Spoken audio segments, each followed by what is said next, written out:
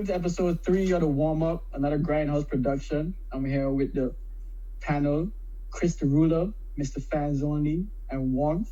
We're here to give you commentary on a few topics that we have today. You know, we go through things from politics to tech to music and everything in between. So today we're going to touch on a few things that happened this week. But before we do that, you guys give a shout out to the people before we jump in it. Chris? What's going on, guys? Thanks for joining. And, hey, man, be prepared to be entertained. Mr. Fans. Hey, everybody, thank you. Subscribe. We got bills to pay. I know, right? Warmth. Tell them. Hey, everybody. Thanks for coming through. I hope y'all enjoy the show today. All right. My name is Kev RL, so we're going to jump into this. So last week, Saturday on May 16th, the former President Barack Obama appeared to criticize Trump on a virtual commencement address. For those of you who haven't seen it, I'm just going to drop a few highlights from what he said, and then I'm going to get your take on it. He said, more than anything, this pandemic has finally torn back the curtain on the idea that so many folks in charge know what they're doing. A lot of them aren't even pretending to be in charge. He also went on to say, all those adults that you used to think were in charge and knew what they were doing, it turns out they don't have all the answers. And there were a couple more jabs here and there, and if we have to put it on the screen so people can see, we will do that. But I want to take it around the table and get your guys' thoughts. One, on him speaking out, because one of the things is they're saying he's breaking tradition, speaking out against his successor, and some of us might feel like he's just speaking out for the people. So I want to get y'all take. I'm gonna start with you, Warmth. Oh, okay. You're gonna start with me first. All right. I saw we had looked at a couple articles. I'm ready, man. We had looked at a couple articles. I looked at a couple articles and when I went and did a little just a quick search of what's going on, I'm like, okay, like the first one said he went for the jugular, and I'm like, oh, well, he killed him. Like this is ether or something like that. Another one is like he just took a dig and all this other stuff, and I go and look at the transcript and I was like, it's real light, if anything. I think it's more of like a hit dog or holler. I'm not saying it's like a big reach to think he was talking about Trump. He very well could have been, but I feel more so it's just like just the normal commencement thing. Look, just because people are older than you don't mean they got it all together. You're the future. Yeah. You're gonna make the world better. Like it's in your hands. It's more juice in them than taking digs at the past. And I feel like that could have been at anybody, because the WHO took missteps. The World Health Organization, CDC, Trump, all over the board, people we thought were in charge and were supposed to do smart things really weren't. Like that's just what this has showed us. I feel like if he had the details, like he could have been like, I left a plan in place. Trump didn't follow it. If he really wanted to go in, he could go in. I think people are being real sensitive on that front, saying, oh, he dissed his predecessor and all that. I like that. Chris the Ruler, what do you think? You agree with Warm on that one? Was it a jab or was it not a jab? I think it was a jab, to be honest with you. And yeah, it was very subliminal. He was let's just start off with who his audience was. His audience appeared to be with HBCU students, people who are graduating.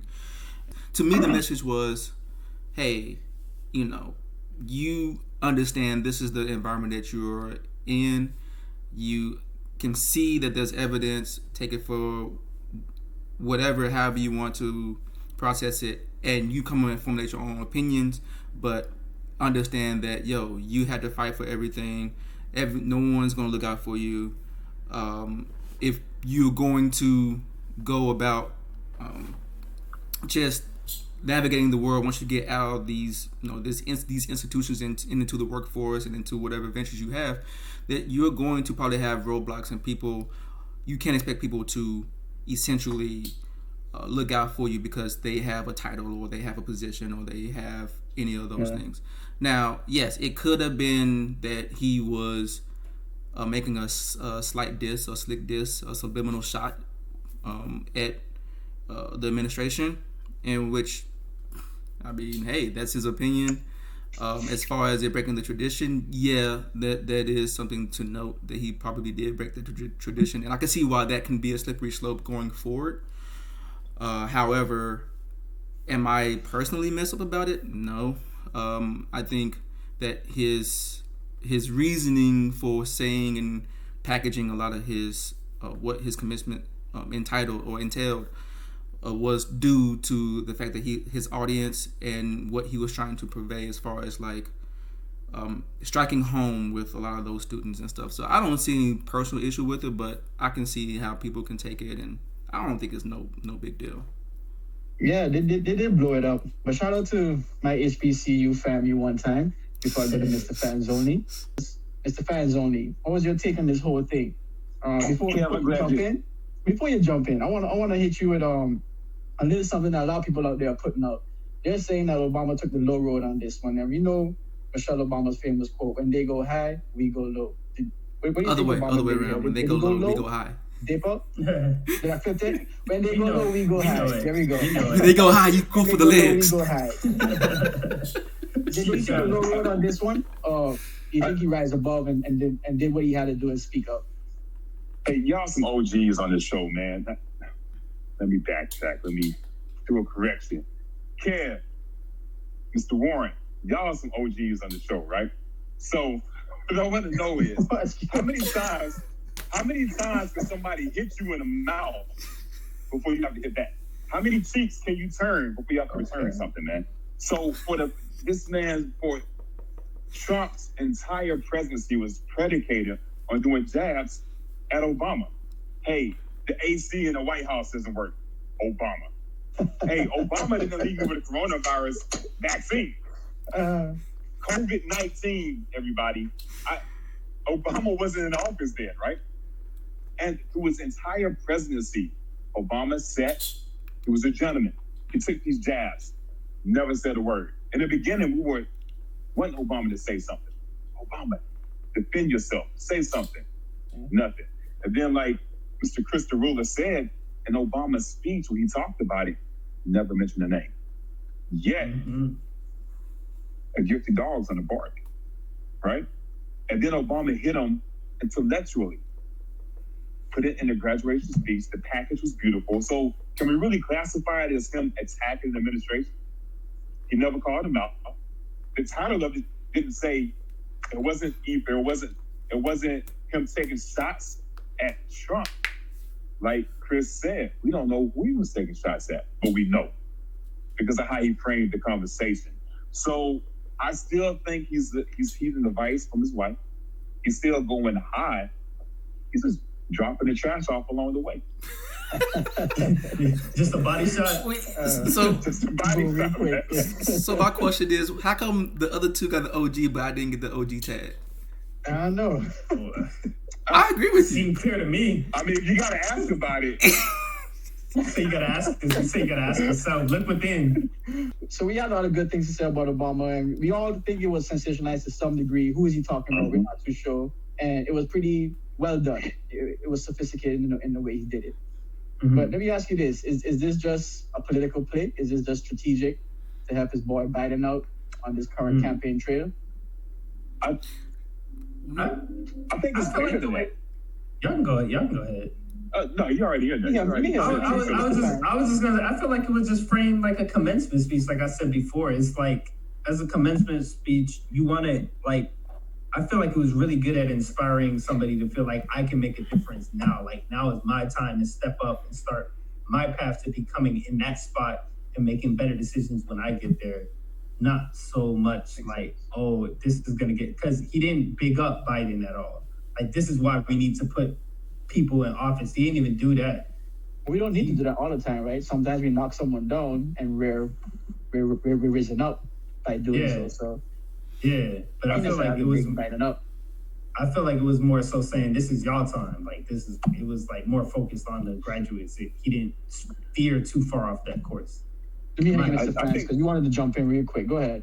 Reggie beat me in there. He was quick with it. I like your point. I think there was a duplicity to it. I think the lower skill, it helps Biden out, but it's a convenience of timing. and I hate to say convenience. This is a bad pandemic that we're in, but the timing of it all, right?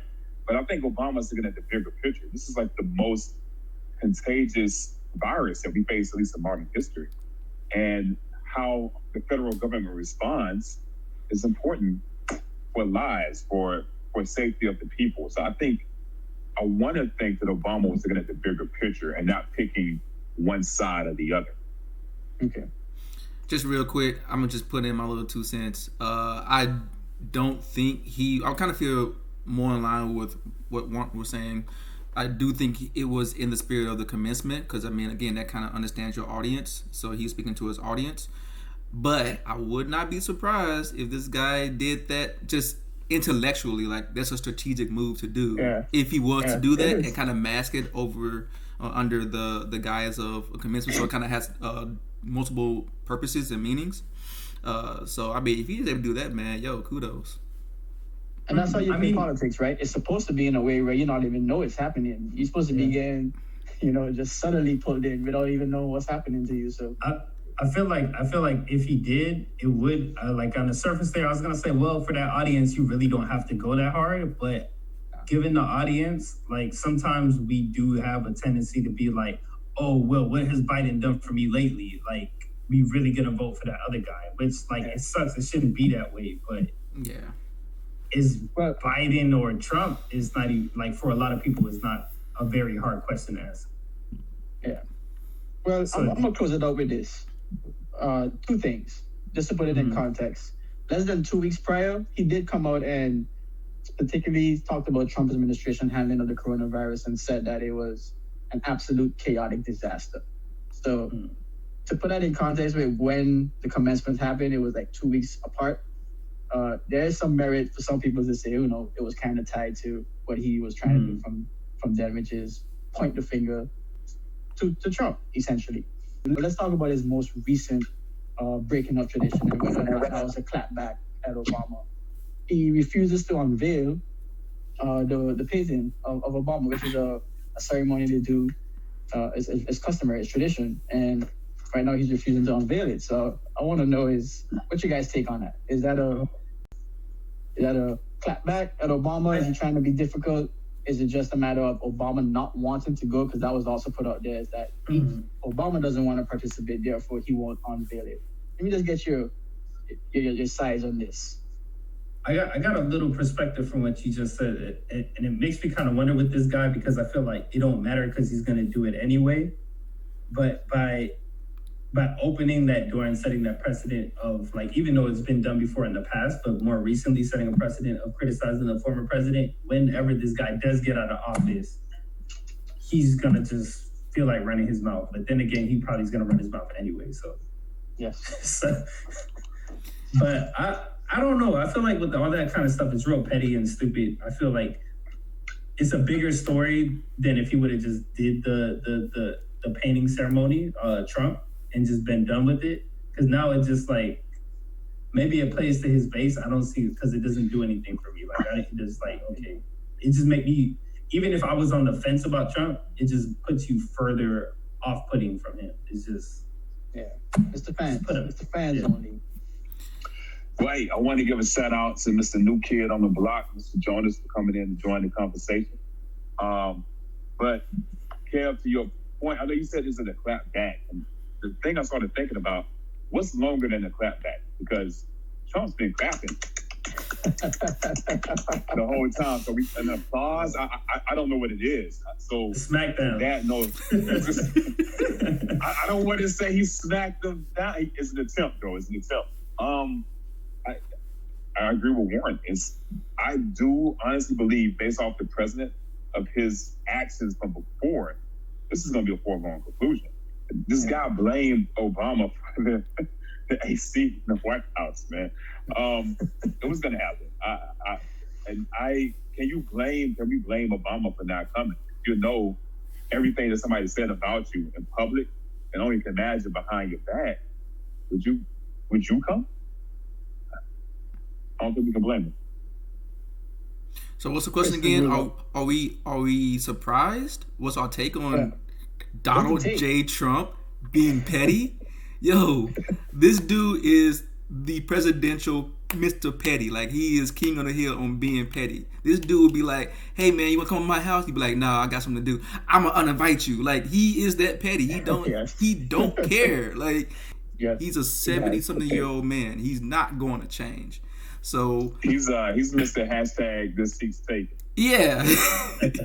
If there was a male version of hashtag Karen, okay Karen, this dude would be it. So just that we don't make this an anti-Trump show, right? What about Obama's role in this whole situation with the patent and the unveiling? Is Obama not coming? Is he right for that? I know, Mr. Fans, you said, he's right. He's in the right for that. But Warmup and Chris Derulo, did you guys? I don't know if you touched on that, but let me know your thoughts on that. Is Obama in the right here? I don't know his purpose. He's being petty. Yeah, so I just know Trump is petty. Now, as far as why Obama chose to not go, if he is doing it, there's a legitimate reason. I also understand that maybe it is tradition as well. Yo, you show up because I'm sure, like when he was in presidency, him and Bush were in the same room. They're rubbing arms. They they understood the grand scope of things. They understood that there was some decorum and some class that goes along with it.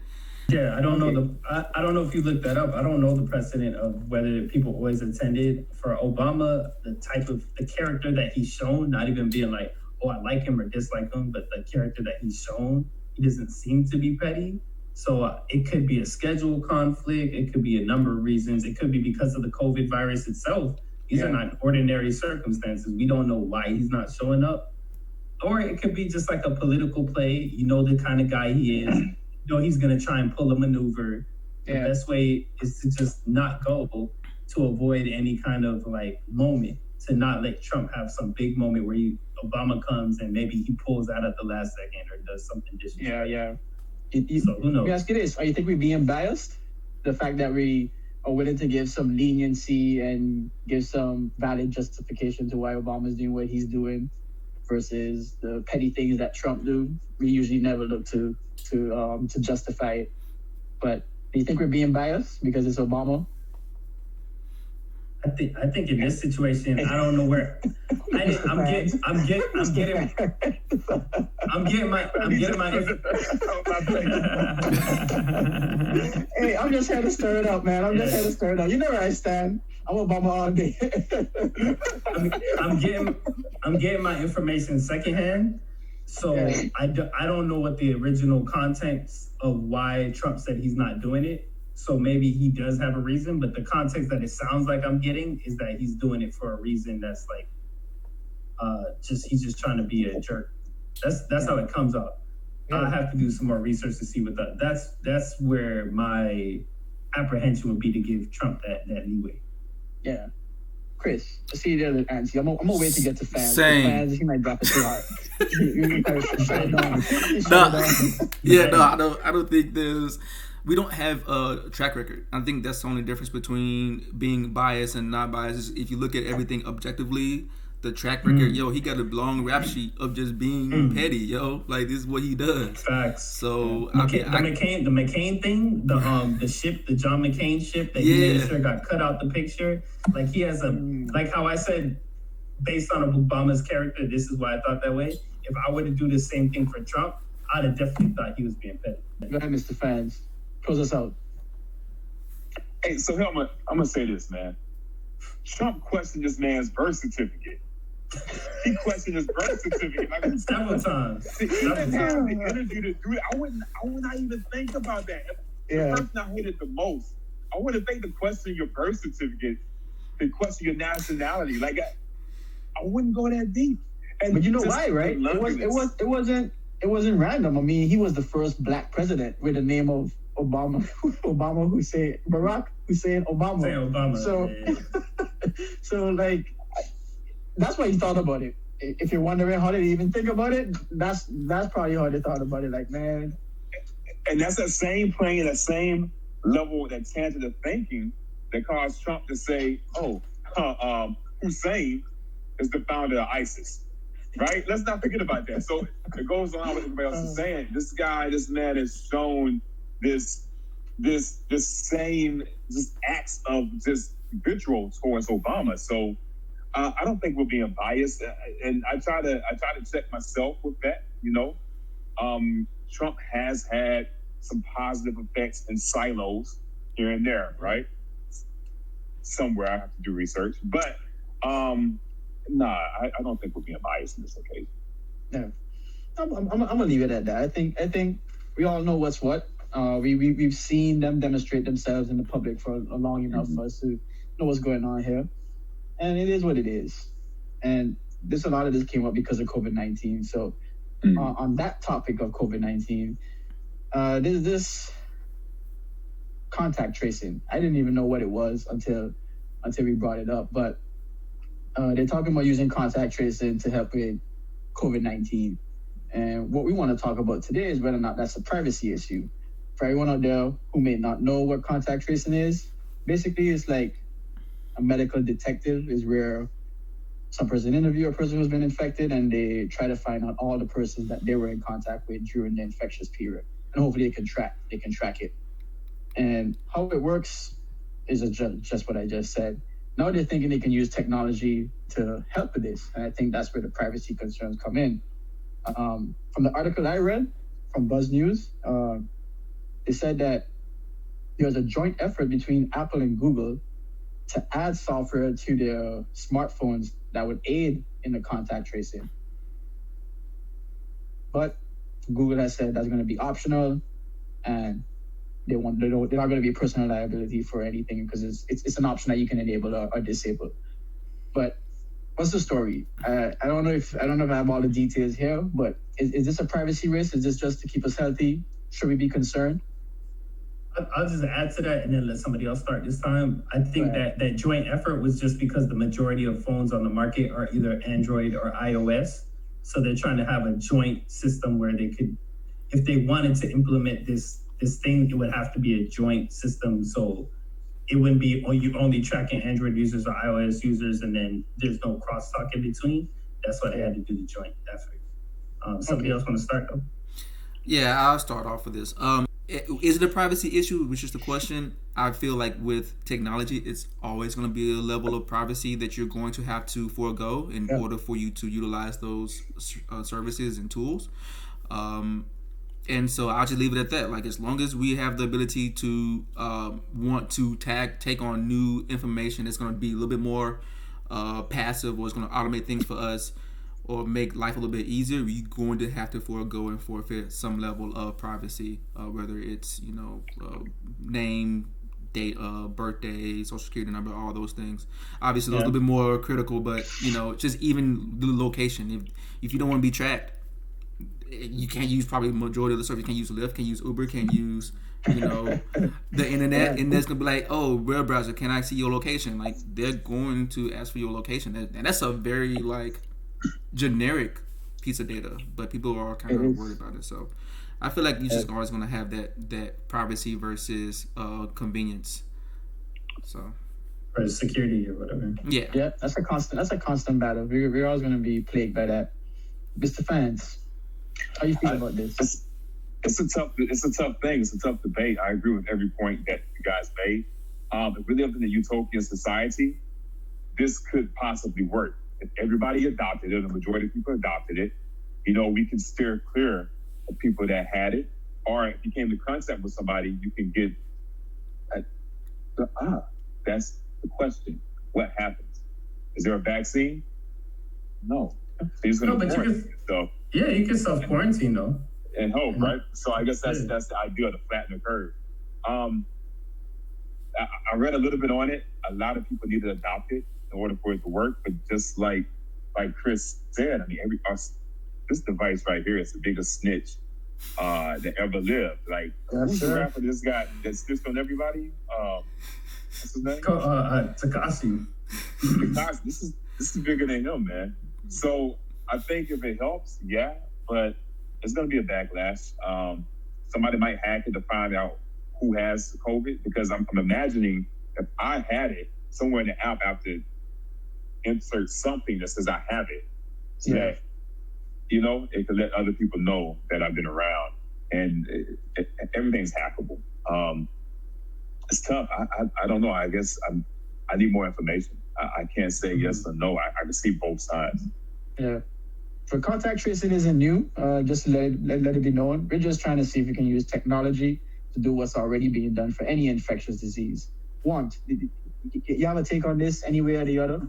Yeah, I would say based off Chris said, like, it may be like harmless high-level data, but if you piece together enough harmless high-level data, it's like, okay, the location, if it ties back to one person, the Bluetooth location here when you're at work, the Bluetooth location at home, and everywhere in between, you can kind of tie together a lot of data to be like, okay, it's not so high level anymore. So your privacy is at risk. There's always that battle between safety or security, or what we think is security and privacy. I feel like if it's not going to be everybody opt in, like if it's not going to be, sure, it could be optional in the way that like you could either do it or not use Android or iOS, which is pretty much non-optional. If it's not that level of optional, I don't see the point.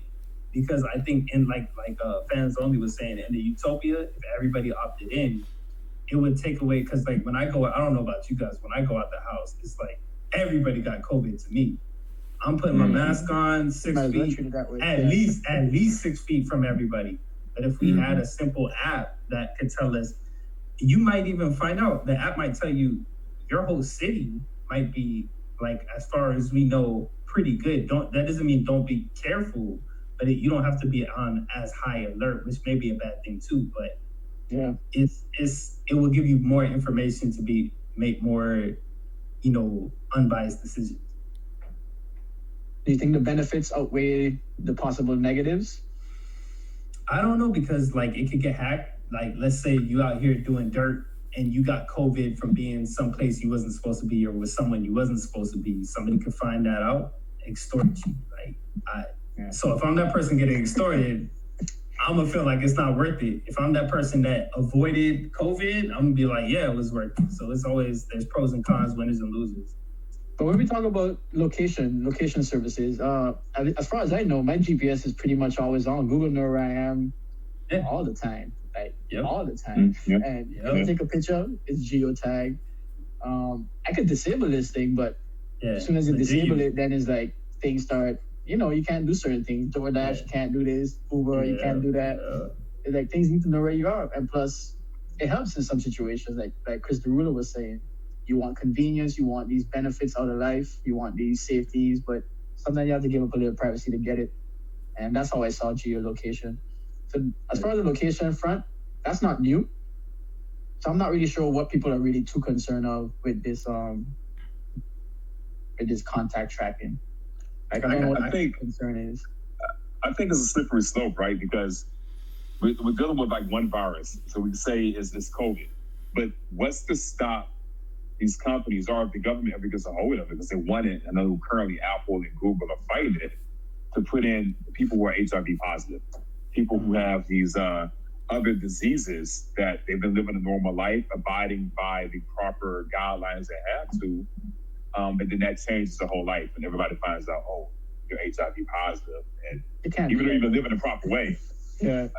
But who's to stop? It's a slippery slope. It's for infectious disease. It's for things that you can infect people, which is why they want to know who you've been in contact with. If you're not able to infect, if you can't infect someone, there's no reason for that disease to even. But what about mental illness or gun ownership, or there's so many things that it could be extrapolated to.